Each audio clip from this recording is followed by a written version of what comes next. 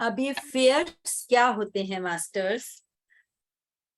दिख रहा है ना प्रियंका स्क्रीन पर? हाँ जी, हाँ जी, यस विजिबल। तो फियर्स, भय, भय क्या होता है मास्टर्स?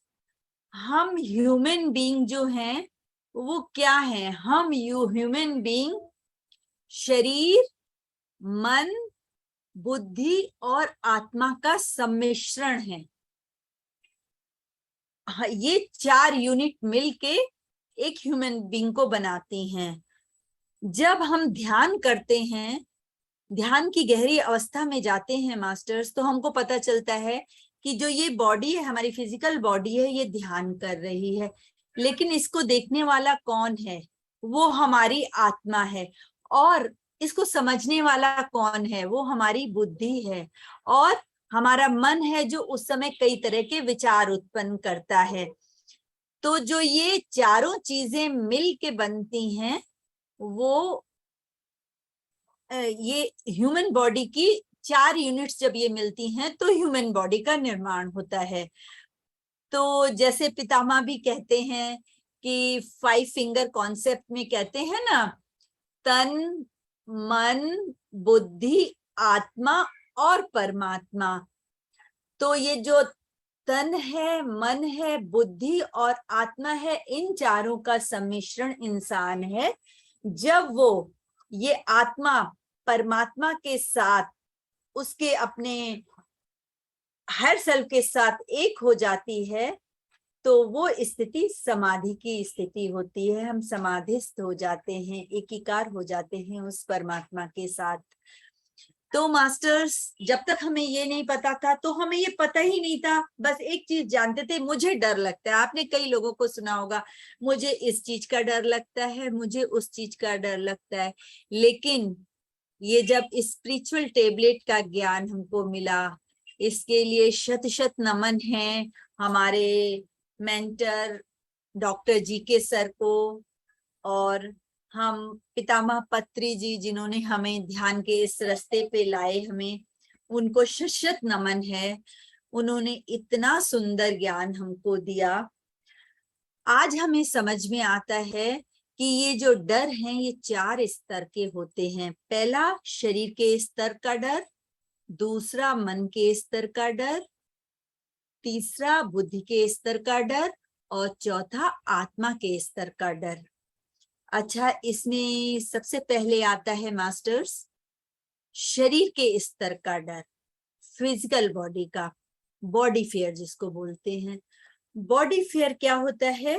ये हमारी फिजिकल बॉडी से रिलेटेड होता है। अब क्या होता है मास्टर्स, कई बार आपने देखा होगा, हम किसी की बीमारी का सुनते हैं। कोरोना काल में तो बहुत ही सबने ये अनुभव किया, किसी का हम सुनते थे कोरोना हो गया है तो सब डर जाते थे, अरे कहीं हमें भी ना हो जाए। अच्छा, किसी का कोई बीमारी हम सुनते हैं, हमारे मन में ये आता है कहीं हमें भी ये बीमारी ना हो जाए। जनरली आपने ये देखा होगा, ये जनरल होता है कि हम किसी को भी बीमारी ग्रस्त देखते हैं, किसी को भी चोट लग जाए, किसी की पांव की हड्डी या कुछ टूट जाती है, तो कहते नहीं अरे बहुत संभल के चलो कहीं हड्डी ना टूट जाए। मतलब एक जनरल मन में भाव आता है, भय पैदा होता है इस तरह का। ये भय शारीरिक स्तर का है। इस अब इसमें क्या है, हम ये विचार करते ही नहीं है कि क्यों हमको बीमारी होगी। यदि हम सही रास्ते पे हैं, आध्यात्म के सही रास्ते पे हैं, मेडिटेटर हैं, तो क्यों हमको ये बीमारी होगी? हमारे अंदर हमेशा ये नियम है, नेगेटिव थॉट्स पहले आते। तो एक मेडिटेटर, एक स्पिरिचुअल पाथ पे जो चलने वाले व्यक्ति होते हैं, स्पिरिचुअल के जो सीकर्स होते हैं, उनको ये बात समझनी चाहिए कि हमको क्यों डरना फिजिकल लेवल से।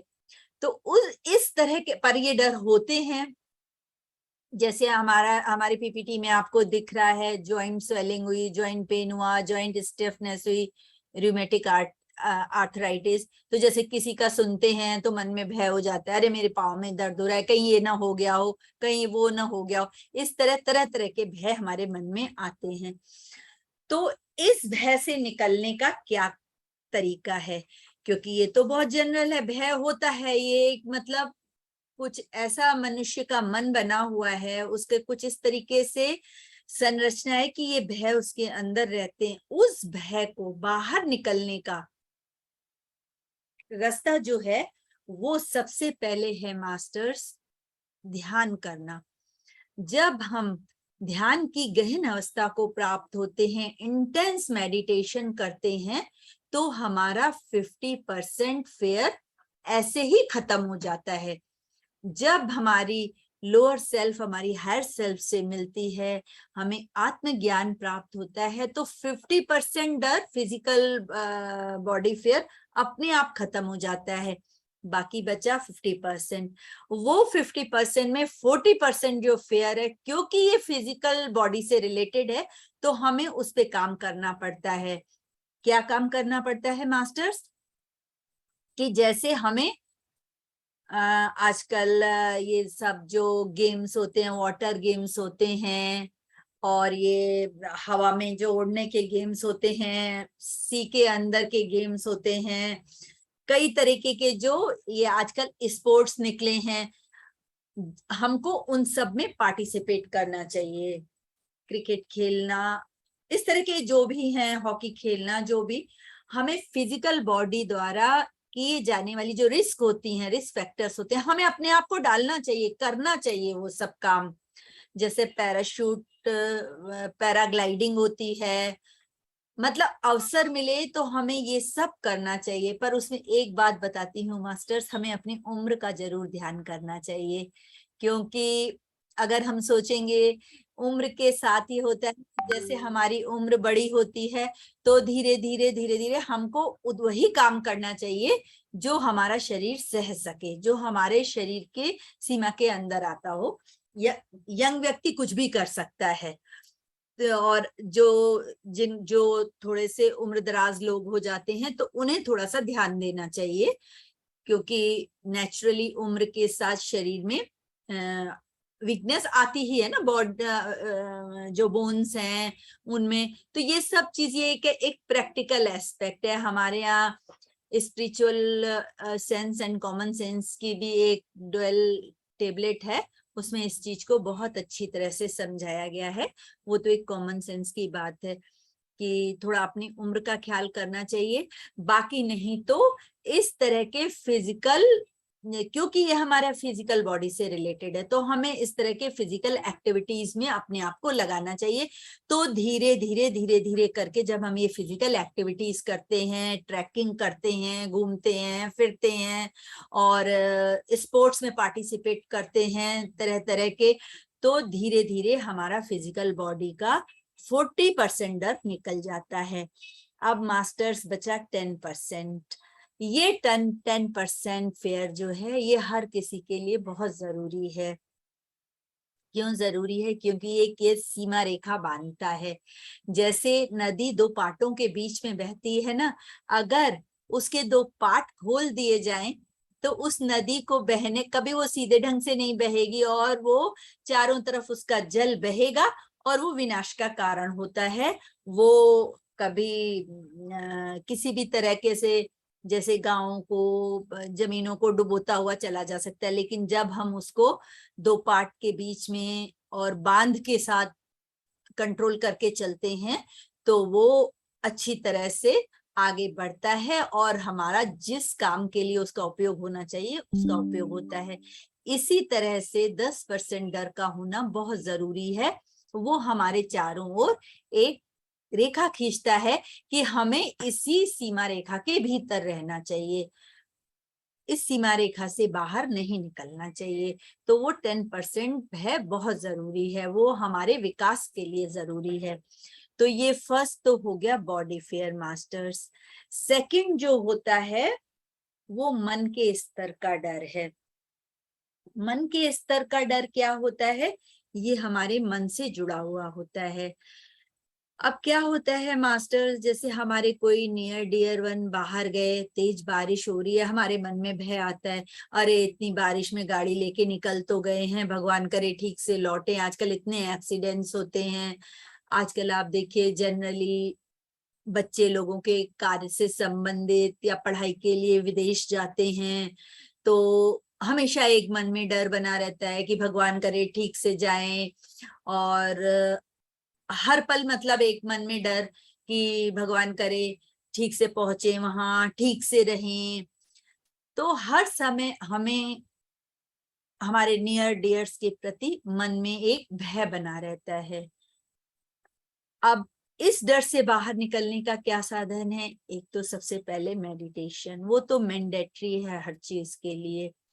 जब हम बहुत इंटेंस मेडिटेशन करते हैं मास्टर्स, तो 50% हमारा मेंटल फेयर भी निकल जाता है। बाकी बचा 50%, उसमें 40% फेयर को निकालने के लिए हमें मन के साथ काम करना पड़ता है, क्योंकि ये हमारे मन के साथ जुड़ा हुआ डर है। तो इसमें हमको क्या काम करना पड़ता है? हमें अपने मन को समझाना पड़ता है कि क्यों ऐसा, क्यों है, दुनिया तो घूमती है, बारिश का आनंद लेते हैं लोग। अब ये तो कोइंसिडेंट किसी के साथ होती है या कुछ ऐसा घटना का होना होता है, एक्सीडेंट हो गया, पर ऐसा क्यों होगा कि मेरे ही लोगों के साथ होगा? नहीं, ऐसा क्यों होगा?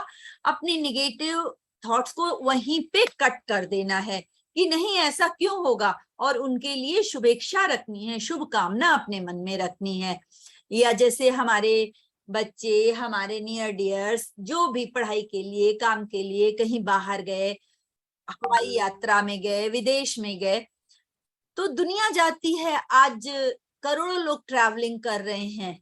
अब ईश्वर से प्रार्थना करनी, वही है, शुभेच्छा करनी चाहिए, पॉजिटिव थॉट में रहना चाहिए। क्यों बुरा सोचना?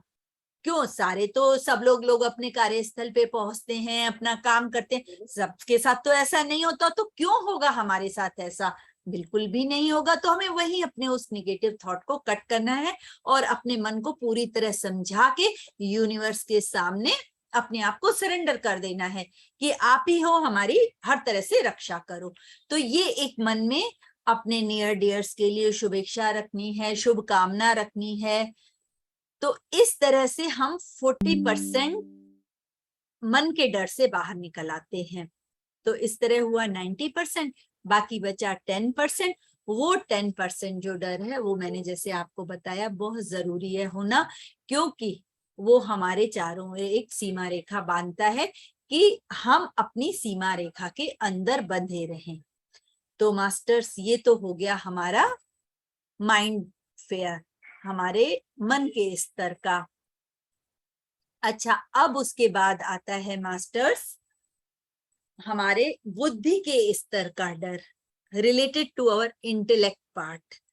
ये क्या होता है मास्टर्स कि क्या होता है, कई लोगों को हर साल बच्चे एग्जाम देते हैं, आपने देखा है हर साल एग्जाम देते हैं बहुत सारे बच्चे। आजकल तो इतना कॉम्पिटिटिव जमाना हो गया है कि 99% मार्क्स आ रहे हैं, 100% मार्क्स आ रहे हैं, बच्चे बहुत अच्छे नंबरों से हर साल पास होते हैं। लेकिन कई बच्चों के मन में ये बहुत डर रहता है, अरे कहीं मैं फेल ना हो जाऊं। एक मिनट मास्टर्स, मैं लाइट जलाती हूँ। तो कई बार ये डर रहता है कि कहीं मैं फेल ना हो जाऊं, और वो इतना भयभीत रहते हैं इस डर से, उनकी सामान्य तैयारी भी नहीं हो पाती है। और कई बार आपने मास्टर्स देखा होगा, कई लोग ऐसे तो बहुत अच्छी तरह से बातचीत करते हैं, सबके साथ आराम से गपशप लड़ाएंगे, लेकिन अगर उनको बोल दिया जाए आप स्टेज पे जाके बोलो, तो वो कतई तैयार नहीं होते हैं कि नहीं, हम स्टेज पर तो नहीं बात कर सकते, हम में इतनी हिम्मत नहीं। ऐसा आपने आपके जीवन में भी बहुत से लोगों से आपका सामना हुआ होगा। ये हमारे बुद्धि के स्तर के डर हैं। तो अब इन डरों से कैसे निकलना है हमको, क्योंकि ये भी तो हमारी प्रगति के रास्ते में बाधा है ना। तो हमको इस डर से बाहर निकलने के लिए एक तो मेडिटेशन है, वो तो मैंडेटरी है हर किसी के लिए। हम जब रेगुलर मेडिटेशन करते हैं, मेडिटेशन में गहरी स्थिति में उतरते हैं, तो धीरे धीरे धीरे करके हमारा 50% डर चला जाता है। उसके बाद बचा 50%, उसमें 40% डर हमारा जाता है जब, अब ये है बुद्धि के स्तर का डर मास्टर्स, तो हमें यहाँ बुद्धि से ही काम लेना पड़ेगा। तो क्या है, जैसे बच्चे हैं, अगर उनको एग्जाम फेयर है, एग्जामिनेशन का फेयर है, तो उनको हमें समझाना है कि बेटा आप अच्छी तरह से तैयारी करो, आपके ऊपर कोई प्रेशर नहीं है, जितने भी नंबर आए हम बहुत खुश हैं आपसे। क्योंकि कई बार पेयर प्रेशर और पेरेंट्स के प्रेशर में भी बच्चे इस डर को महसूस करते हैं। तो सबसे पहले तो हमें उनको, जो हमारा काम है करना, कि आपको किसी तरह से डरने की जरूरत नहीं है, आप अपनी तरफ से तैयारी करो, जितने भी नंबर आए कोई फर्क नहीं पड़ता। क्योंकि हमारा फाइनल गोल तो होता है हमें, हमारा कि जो हमें हमारे अंदर पढ़ने से हमें क्या मिलता है, हमारी बुद्धि विकसित होती है, हम डिग्रीज हासिल करते हैं तो हमें अच्छा जॉब मिलता है, हमारा बिजनेस होता है तो उसमें अपनी बुद्धि लगा के हम उसे बहुत आगे बढ़ा सकते हैं। तो कोई ऐसा नहीं है कि उसके लिए आपको 100% मार्क्स की जरूरत है। तो आप आराम से पढ़ो, एकदम कंफर्टेबल होके। तो बच्चों को इंसिस्ट करना चाहिए कि वो जो उनका पाठ्यक्रम है वो अच्छी तरह से पढ़ें, बार बार पढ़ें, और उसे अच्छी तरह से याद करके बिल्कुल हल्के मन से जाके एग्जाम दे। और ऐसा होता है मास्टर्स, जब बच्चे अपना अच्छी तरह से पढ़ाई करके पूरा प्रिपेयर होके जाते हैं तो वो बहुत अच्छी तरह से पेपर दे देते हैं और बहुत अच्छा रिजल्ट आता है। तो जब वो इस तरह से प्रिपरेशन करके एग्जाम देते हैं तो धीरे धीरे करके उनका फेयर निकल जाता है। अच्छा, स्टेज फेयर को निकालने का क्या ढंग है कि उसके लिए हमें शीशे के सामने ये स्टेज फेयर के लिए तो खास कहा जाता है कि जो कुछ भी हमें बोलना है और हमें बहुत डर लग रहा है स्टेज पे बात करने के लिए, तो हमें पूरा मैटर याद कर लेना चाहिए और उसे शीशे के सामने देख के कई बार बोलना चाहिए, ताकि वो हमें कंठस्थ हो जाए, हमें अच्छी तरह से याद हो जाए और हमारे अंदर उतना कॉन्फिडेंस डेवलप हो जाए। उसके ये इनिशियल स्टेज होती है मास्टर, शुरू में हमें सब चीजों की बहुत तैयारी करनी पड़ती है, पर धीरे धीरे धीरे धीरे करके जब हम एक बार इस भय से निकल आते हैं तो वो स्वतः ही होने लगता है। तो जिनके अंदर ये भय है वो इस टेक्निक का इस्तेमाल करके देखें, वो शीशे के आगे खड़े हो जाए और जो मैटर उनको दिया गया है बोलने के लिए उसको अच्छी तरह से कई बार बोलें, कई बार बोलें, और जब वो पूरी तरह से संतुष्ट हो जाए उसके बाद वो स्टेज पे जाके बोलें। तो उनकी स्पीच बहुत अच्छी होगी, और जब स्पीच अच्छी होगी तो उनको सामने से अप्रिसिएशन मिलेगा और उनका डर पूरी तरह से निकल जाएगा। तो ये तो हो गया 40% डर निकला। तो इस तरह से ये भी हो गया 90%। अब इस बचा 10%। अब इस 10% डर, तो मैंने जैसे बताया आप लोगों को कि बहुत जरूरी है हमको सीमा रेखा में बांधने के लिए, हमको सही रास्ते पे चलाने के लिए। तो मास्टर्स ये तो हो गया हमारा इंटेलेक्ट फेयर। अब आता है सोल फेयर। सोल फेयर क्या होता है मास्टर्स? ये होता है आत्मा के स्तर का डर। आत्मा के स्तर का डर क्या होता है? Related to soul consciousness, astral travel, meditation. कई बार मास्टर्स ये आपने ध्यान दिया होगा, आप ध्यान में बैठते हो और थोड़ी देर बैठने के बाद अचानक से आपको लगता है कि कहीं आप गहरे में डूब रहे हो और डर के आप आंखें खोल लेते हो। ऐसा कई मास्टर्स के साथ होता है। एस्ट्रल ट्रैवल में भी ऐसा होता है, लोगों को एस्ट्रल ट्रैवल शुरू हो जाती है, लेकिन जब वो एस्ट्रल ट्रैवल करते हैं तो उनको कई कई आकृतियां दिखती हैं, बहुत कुछ नजर आने लगता है, तो वो उससे भयभीत होके वापस अपनी बॉडी में वापस आ जाते हैं, वो एस्ट्रल ट्रैवल को नहीं कर पाते हैं। और जैसे अपने सोल कॉन्शियसनेस में कि उनको, कई लोगों को आपने देखा होगा ऐसे, जैसे कई लोगों का ये अनुभव होगा, वो भूत प्रेतों से बहुत डरते हैं। उनको हमेशा लगता है कि खिड़की में से कोई भूत देख रहा है, दरवाजे में से कोई भूत देख रहा है, वो रात को अकेले सो नहीं सकते, घर में अकेले रह नहीं सकते, अंधेरे में तो बिल्कुल ही नहीं, रात रात भर बिजली जला के सोते हैं, और ऐसे लगता है उनको कि उनके पास से होके कोई निकल गया। किसी ने उनके कान में कुछ बोल दिया, ध्यान करने बैठते हैं उनको लगता है उनके कान में किसी ने बोल दिया। ऐसा भी बहुतों का अनुभव होता है मास्टर्स। ये होता है सोल फेयर, हमारे आत्मा के स्तर का डर। अब इस डर से बाहर निकलने का, भाई 50% डर तो मेडिटेशन से ही निकलता है, क्योंकि मेडिटेशन बहुत जरूरी है। तो 50% तो इंटेंस मेडिटेशन से निकल गया। अब 50% डर को हमें कैसे निकालना है? यहाँ पर ये हमारे आत्मा के स्तर का डर है, तो हमें आत्मा के स्तर से ही बातचीत करके इसको निकालना है। सबसे पहले तो हमें ये सोचना है कि जब हम मेडिटेशन करने बैठ रहे हैं तो हम इतना पवित्र, इतना पायस काम कर रहे हैं, मेरे मास्टर्स मेरे साथ हैं, मैं अकेला तो नहीं हूं, मेरे साथ मेरे दिव्य डिवाइन मास्टर्स मेरे साथ हैं, तो मेरे पास तो कोई आ ही नहीं सकता, कोई ऐसी नेगेटिव एनर्जी मेरे को छू नहीं सकती है। तो फिर डरने का तो कोई मतलब ही नहीं है, जब मेरे साथ मेरे मास्टर्स बैठे हैं और मैं इतना पवित्र काम कर रहा हूँ। मेडिटेशन अर्थात वही हुआ अपने साथ, माने पूजा की सर्वोच्च स्थिति जो होती है, ध्यान अवस्था। तो इतना पवित्र काम मैं कर रहा हूं, तो कोई नेगेटिव एनर्जी मेरे पास आ ही नहीं सकती है। ये फेथ उसे अपने मन में पैदा करना होगा। एस्ट्रल ट्रैवल, अरे मुझे जब ये यूनिवर्स ने मेरे अंदर ये स्पेशल पावर दी है, अतीन्द्रिय शक्ति दी है, और मैं अपनी एस्ट्रल बॉडी से ट्रैवल कर रहा हूं, तो रास्ते में कोई भी आए वो मेरी एस्ट्रल बॉडी को छू ही नहीं सकता है, वो मेरा कोई नुकसान नहीं पहुंचा सकता है। होता है मास्टर्स, पॉजिटिव एनर्जीज भी होती हैं, नेगेटिव एनर्जीज भी होती हैं। ऐसा मैं नहीं कहूंगी कि नेगेटिव एनर्जीज नहीं होती हैं, होती हैं जरूर, लेकिन जब हम उन्हें कोई नुकसान नहीं पहुंचा रहे हैं तो वो हमें क्यों नुकसान पहुंचाएंगी?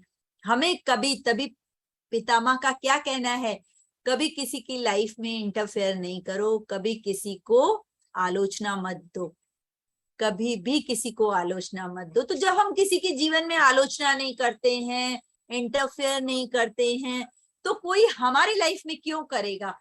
कोई नहीं कर सकता। तो जब आपके मन में ये दृढ़ निश्चय हो जाता है तो ये आपका वहां से भी भय निकल जाता है। अच्छा, दूसरी बात यहाँ पे ये आती है कि जिस तरह हम डरते हैं ना, क्या होता है, लाइक अट्रैक्ट्स लाइक। ये हमारा एक बहुत important 10 traffic signal of soul में से एक सिग्नल है, लाइक अट्रैक्ट्स लाइक। तो हमारे सामने कई लोग ऐसे आते हैं जो इस तरह की अवस्था में होते हैं, और वो अगर हमसे इस तरह का कोई प्रश्न करें, इसके विषय में पूछें, तो हमें उन्हें अच्छी तरह से समझा के बताना चाहिए। हमें कभी भी मिसगाइड नहीं करना चाहिए या नहीं कहना चाहिए हमें नहीं पता। हमको पूरी तरह से उन्हें इस चीज का ज्ञान देना चाहिए कि हाँ, जरूर नेगेटिव एनर्जीज होती हैं, पर यू स्टार्ट डूइंग मेडिटेशन। जब आप मेडिटेशन करोगे तो 50% डर तो वैसे ही खत्म हो जाएगा। बाकी 50% डर जो है वो तो जब हम इतना पवित्र काम कर रहे हैं, इतने दिव्य मास्टर्स हमारे साथ हैं, इतनी पॉजिटिव एनर्जीज हमारे साथ हैं, तो कहाँ कोई नेगेटिव एनर्जी हमें टच भी कर सकती है। तो जिस फेथ में आप हो वो फेथ उनके अंदर पैदा करो, और जिस तरीके से आप अपने आप को उसमें से निकालने की कोशिश कर रहे हो वही तरीका उनको भी बताओ। तो धीरे धीरे करके आपका सोल का फेयर कम होने लगता है, कम होते होते खत्म हो जाता है। 40% वो खत्म हुआ, बाकी 10% तो मास्टर्स, जैसे मैंने आप लोगों से बोला कि 10% जो फेयर होता है वो तो बहुत जरूरी है। 10% का हमको हमारी सीमाओं में रहने के लिए। तो अब इसके बाद आता है मास्टर्स, ये जो डर फैक्टर है, फियर फैक्टर है, ये कहाँ से आता है? हमारे शरीर में 7 चक्र होते हैं। मैं सूक्ष्म रूप से उसकी, क्योंकि समय भी हो गया है, और मैं आपको उसका बहुत संक्षिप्त विवरण देती हूँ। हमारे शरीर में 7 चक्र होते हैं जो हमारी एनर्जी बॉडी में स्थित होते हैं। उनका मैं नीचे, हमारी एनर्जी बॉडी में हमारी स्पाइनल कॉर्ड के ऊपर स्थित होते हैं, उनका मैं नीचे से ऊपर तक आपके सामने विवरण पेश करती हूँ। जैसे नीचे होता है मूलाधार चक्र, मूलाधार चक्र होता है हमारी जो हम बैठते हैं तो बोन जो हमारी बैकबोन एकदम नीचे छूती है वहां पर मूलाधार चक्र होता है। उससे 4 अंगुल ऊपर होता है स्वादिष्टान चक्र। उसके 4 अंगुल ऊपर हमारे नाभि क्षेत्र के थोड़ा सा ऊपर होता है मणिपुर चक्र। उससे 4 अंगुल ऊपर हमारे जो हमारा छाती का एरिया है वहां होता है अनाहत चक्र। उसके ऊपर 4 अंगुल ऊपर हमारे गले के मध्य में होता है विशुद्धि चक्र। उसके बाद हमारे दोनों भवों के बीच में जो है यहाँ पर होता है आज्ञा चक्र, और ये जो है ये है सहस्त्रार चक्र। इसको हम बोलते हैं चक्र, पर ये एक स्थिति होती है। मूलतः 6 चक्र ये कहे जाते हैं। यूं तो मास्टर्स चक्र बहुत सारे होते हैं हमारे शरीर के अंदर, लेकिन जो मुख्यतः होते हैं वो ये 6 चक्र होते हैं, और 7वीं ये परम स्थिति थी। जब हम सहस्त्रार चक्र तक की यात्रा को पूरा करते हैं तो हमारी आत्मा का परमात्मा से मिलन हो जाता है। तो जो हमारा मूलाधार चक्र है उससे जुड़ी हुई, क्योंकि हमारे अंदर जो भय होता है वो बाधा सिर्फ मतलब किस तरीके से देता है, वो कई तरीके की बीमारियां भी हमारे अंदर पैदा करता है। जैसे लोअर बैक से रिलेटेड डिजीजेस हैं, हमारे पाँव से रिलेटेड डिजीजेस हैं, टांगों से, जैसे आपने कईयों को सुना होगा टांगों में दर्द होता है, पाँव मतलब टांगों के किसी भी क्षेत्र में, जैसे घुटने में हुआ, एंकल्स में हुआ या लोअर बैक में हुआ। तो ये होने का कारण मुख्यतः होता है मूलाधार चक्र का बाधित होना, और उसके बाधित होने का मुख्य कारण होता है डर का होना हमारे अंदर। जब हमारे अंदर ये डर फैक्टर, वैसे दूसरे फैक्टर्स भी हैं, अनस्टेबिलिटी, वो तो एक अलग रीजंस है, वो फिर एक अलग विषय हो जाएगा। मेन उसका एक जो कारण है वो होता है भय। जब हमारे अंदर भय बहुत अधिक होता है तो हमारा मूलाधार चक्र बाधित हो जाता है, और जब हमारा मूलाधार चक्र बाधित हो जाता है तो हमें लोअर बैक से रिलेटेड ये सारी प्रॉब्लम्स फिजिकल एलिमेंट के रूप में सामने आती हैं। तो अगर हमें इन बीमारियों से मुक्ति पानी है तो सबसे पहले हमें अपने भीतर से हर तरह के डर को निकालना चाहिए। और मूलाधार चक्र से कनेक्टेड ही है स्वादिष्टान चक्र, तो थोड़ा बहुत स्वादिष्टान चक्र का भी इम्पैक्ट होता है। यहाँ क्या होता है, स्वादिष्टान चक्र जो है वो हमारी इमोशंस की जगह होती है। तो हमारी इमोशंस में, जैसे मैंने बोला ना, इमोशंस भी तो मेंटल फेयर में मैंने बोला ना, हमारी इमोशंस ही तो होती है ना, हमारे उस तरीके की भावनाएं होती हैं जो लोगों से जुड़ी होती हैं। तो उस तरह के भी जो भय होते हैं ना, वो भी इसका कारण होते हैं। ये स्वादिष्ठान चक्र जब भय की स्थिति में, वैसे तो उसके और भी बहुत सारे कारण हैं, वो तो जब हम अलग से एक सब्जेक्ट है वो पूरा, जब हम वो पढ़ेंगे तो विस्तार में आपको उसके बारे में बताएंगे। पर हमारे जब ये स्वादिष्ठान चक्र और मूलाधार चक्र भय की वजह से बंद हो जाते हैं, बाधित हो जाते हैं, तो हमें इस तरह की बीमारियों का सामना करना पड़ता है। तो इन बीमारियों से बाहर निकलने के लिए सबसे पहले हमें अपने आप को भय से बाहर निकालना चाहिए। तो मास्टर्स, इसके साथ मैं अपनी वाणी को विराम देती हूँ। Thank you so much. अगर अब आपका कोई भी डाउट हो, कोई प्रश्न हो तो आप पूछ सकते हैं masters. Thank you Deepti ma'am, बहुत ही सुंदर तरीके से आपने अद्भुत तरीके से ज्ञान की चर्चा करी, टाइप्स ऑफ फियर्स के बारे में हमें बताया। तो मास्टर्स, आपके कोई एक्सपीरियंसेस हैं, कोई meditation experiences, dream experiences related to fear, तो आप शेयर कर सकते हैं। और कोई क्वेश्चंस पूछना चाहते हैं तो वो भी पूछ सकते हैं। आप अनम्यूट कर सकते हैं अपने आप को।